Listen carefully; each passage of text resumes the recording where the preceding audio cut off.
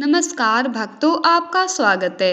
भक्तों, आजकल कई लोग ऐसे हैं जो कि अपने आप को बर्बाद करने में लगे हुए हैं, क्योंकि कुछ लोग दान करते वक्त ऐसी चीज़ों का दान कर देते हैं कि जिनका दान नहीं करना चाहिए। और श्री कृष्ण भगवान जी कहते हैं, जो भी व्यक्ति इन 7 चीज़ों को दूसरों को दे देते हैं, तो वे व्यक्ति अपने आप को बर्बाद कर रहा है, अपना भाग्य खराब कर रहा है। अगर आप भी इन 7 चीज़ों में से किसी दूसरे की भलाई के लिए उसे दे रहे हो, तो समझ लो आप अपनी जिंदगी को बर्बाद कर रहे हो। आजकल इंसान ही अपने पैरों पर कुल्हाड़ी मारने लगा है, अर्थात कहने का मतलब ये है कि खुद ही गलती करता है, फिर कहता है, हे भगवान, तुमने मेरे साथ ऐसा क्यों किया।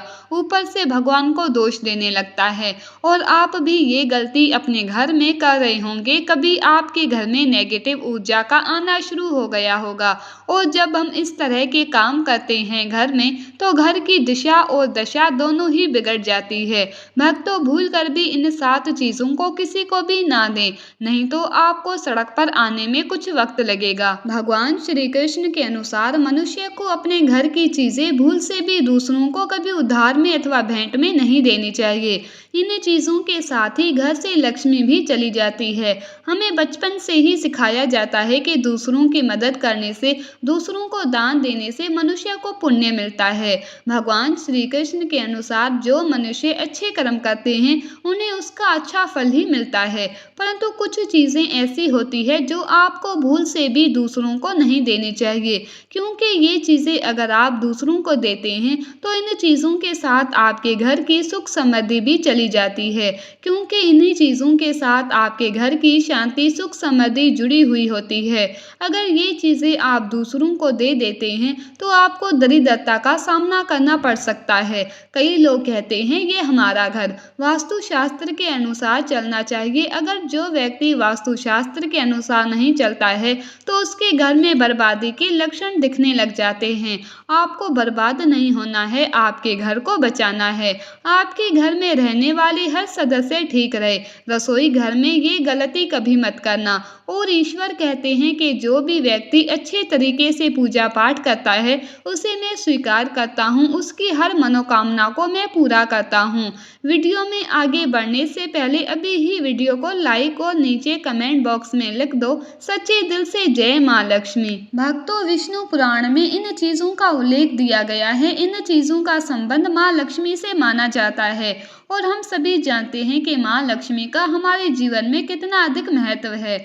जिस घर पर माँ लक्ष्मी की कृपा होती है, वहाँ पर सदैव धन, वैभव, सुख, शांति का आगमन होता है। अगर माँ लक्ष्मी किसी कारणवश रुष्ट हो जाती हैं, तो घर से सुख, संपत्ति और वैभव भी नष्ट हो जाता है। इसीलिए आप यह ध्यान में रखें कि अपने घर में मौजूद ऐसी चीजें हैं जिनका संबंध माँ लक्ष्मी से है, दूसरों को कभी उधार में ना दें। जो भी व्यक्ति आज इन 7 चीजों को अच्छी तरीके से जान लेगा, वो व्यक्ति किसी को भी नहीं देगा, और उसके घर में सुख शांति बनी रहेगी।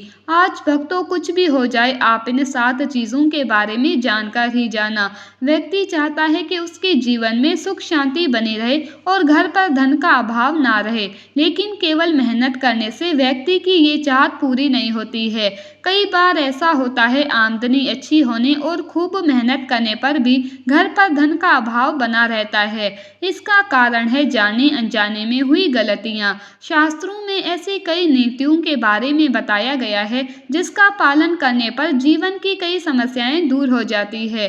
भक्तों, इतना ही नहीं, इन नीतियों का अनुसरण करने पर घर परिवार में सदैव खुशहाली बनी रहती है, और माँ लक्ष्मी की कृपा से कभी पैसों की कमी नहीं रहती है। गरुड़ पुराण, जो कि हिंदू धर्म का महत्वपूर्ण ग्रंथ माना जाता है, इसमें ऐसी कई बातों का उल्लेख मिलता है जो कि गरीबी और दरिद्रता का कारण बनती है।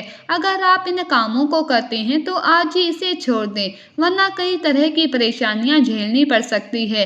अब यहाँ पर कुछ भक्त ऐसे भी होंगे जो हमारी बातों को हल्के में लेंगे, क्योंकि उन्हें वास्तुशास्त्र का ज्ञान ही नहीं है। इस पर एक कहावत भी प्रचलित है कि बंदर क्या जाने अदरक का स्वाद। अर्थ ये कि कोई भी व्यक्ति वास्तुशास्त्र के बारे में नहीं जानता है, तो फिर इन उपायों में या वीडियो देखने में विश्वास ही नहीं करता है। इसीलिए सही सटीक 100% जानकारी के साथ में जानने के लिए इस इस वीडियो से जुड़ जाना। भक्तों, वीडियो को आगे बढ़ाते हैं। आपके पास अभी जितने भी काम हैं उनको साइड में रख दीजिए। ध्यान पूर्वक जो आपको बताया जा रहा है उसे देखिए और सुनिए। ये सबसे पहली चीज है पत्नी के गहने। भक्तों, स्त्रियों के आभूषणों को माँ लक्ष्मी का प्रतीक माना जाता है। सुंदर आभूषणों से सुशोभित स्त्री माँ लक्ष्मी के प्रतिबिंब की तरह दिखाई देती है। इसीलिए जब भी हम गहने खरीदते हैं तो सबसे पहले माँ लक्ष्मी के सामने रखकर उनकी पूजा करते हैं और इसके बाद ही उन्हें पहनते हैं। घर की स्त्रियों को घर की लक्ष्मी माना जाता है। उनके गले में आभूषणों का होना सुख समृद्धि को दर्शाता है। इसीलिए अपने पत्नी के गहने कभी किसी को उधार में, दान में या दूसरों को इस्तेमाल के लिए कभी देने नहीं चाहिए। खासकर सुहागिन महिलाएं अपना मंगलसूत्र, पायल और बिछिया कभी किसी अन्य महिला को इस्तेमाल के लिए ना दें। इससे घर की बरकत और भाग्य भी उन्हीं गहनों के साथ चला जाता है और माता लक्ष्मी अत्यंत रुष्ट हो जाती है। इसीलिए अपने घर में सुख समृद्धि बनाए रखने के लिए इन गहनों को दूसरों को इस्तेमाल करने के लिए ना दें। भक्तों, कई महिलाएं तो ऐसी भी होती है जो कि अपने गहने पसंद नहीं आते हैं और दूसरी महिला के गहने की शैली और बनावट पसंद आती है, जिसके कारण महिलाएं अपने गहने पहनने के लिए एक दूसरे से बदलाव कर लेते हैं। परंतु भक्तों, ऐसा करना मतलब है कि आप अपने से माँ लक्ष्मी जी को रुष्ट कर रहे हो और घर से बाहर भेजने की तैयारी कर रहे हो, क्योंकि आभूषण या गहने माँ लक्ष्मी जी का प्रतीक होता है और आपके अपने गहने ही आपको पहनने चाहिए। किसी को भी दूसरे के गहने नहीं पहनने चाहिए। दूसरी चीज है झाड़ू। भक्तों, झाड़ू जो सफाई के लिए काम आता है, हमारे घर से नकारात्मक ऊर्जा को दूर करता है। उसे माँ लक्ष्मी का प्रतीक माना जाता है। ऐसा माना जाता है कि झाड़ू में माँ लक्ष्मी का निवास होता है। इसीलिए अपने घर की झाड़ू कभी किसी को उधार में या प्रयोग के लिए ना दें।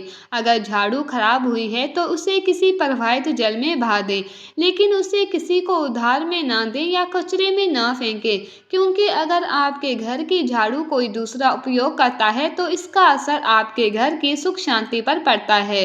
इसके साथ ये भी बात ध्यान में रखें कि दूसरों के घर की झाड़ू का अपने घर में कभी प्रयोग ना करें, क्योंकि ऐसा करने से उनके घर की नकारात्मक ऊर्जा आपके घर में आ सकती है। आपको हमेशा झाड़ू को छिपा कर रखना चाहिए। इसे ऐसी जगह रखें जिससे बाहर से आने वाले व्यक्ति की नज़र इस पर ना पड़े। यदि आप झाड़ू को खुली जगह पर रखते हैं तो घर में वास्तु दोष लग सकता है। इसके साथ ही आपको टूटी हुई झाड़ू को भी घर से तुरंत बाहर निकाल देना चाहिए। लेकिन आपको इस बात का ध्यान भी रखना चाहिए कि कभी भी झाड़ू को बिस्तर के नीचे नहीं रखना चाहिए और इसे किचन में भी नहीं रखना चाहिए। इससे आपके परिवार के लोगों के बीच लड़ाई झगड़े बढ़ सकते हैं।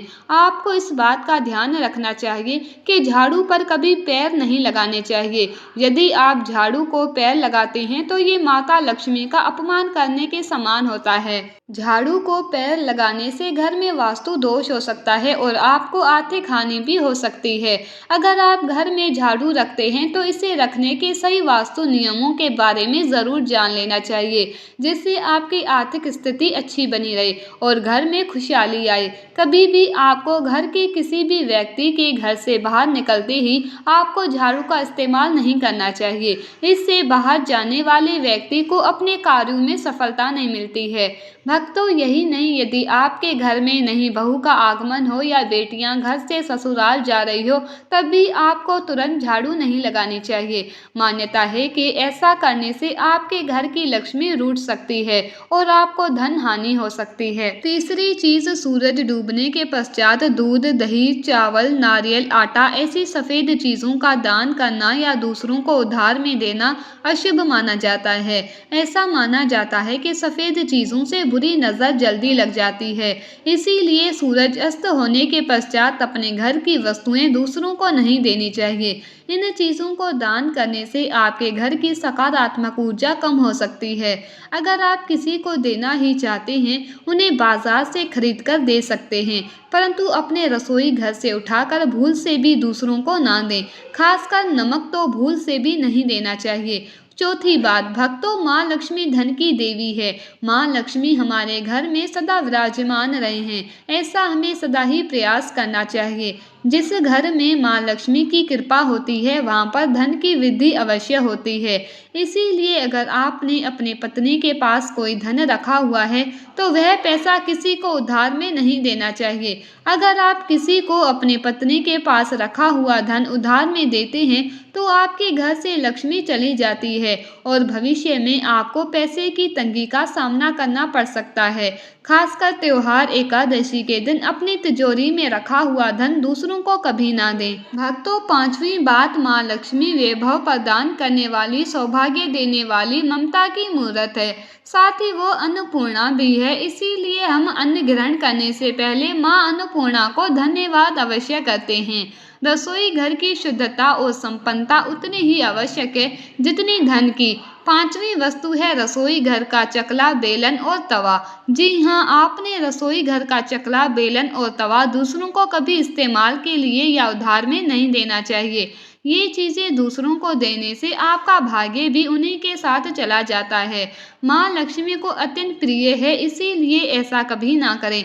अपने घर का चकला, बेलन या तवा दूसरों के उपयोग के लिए कभी ना दें, नहीं तो आपके घर में दुर्भाग्य का वास हो सकता है। भक्तों, छठवीं चीज है नुकीली वस्तु, जैसे चाकू, कैंची तथा तलवार आदि भी कभी दान में नहीं देना चाहिए। ज्योतिष विद्या में ऐसा करना नुकसानदायक बताया गया है। माना जाता है कि नुकीली वस्तुओं का दान करने से परिवार की सुख शांति भंग होती है। इसके अलावा घर के सदस्यों के बीच तनाव बढ़ने के साथ और रिश्ते खराब होने की भी आशंका रहती है।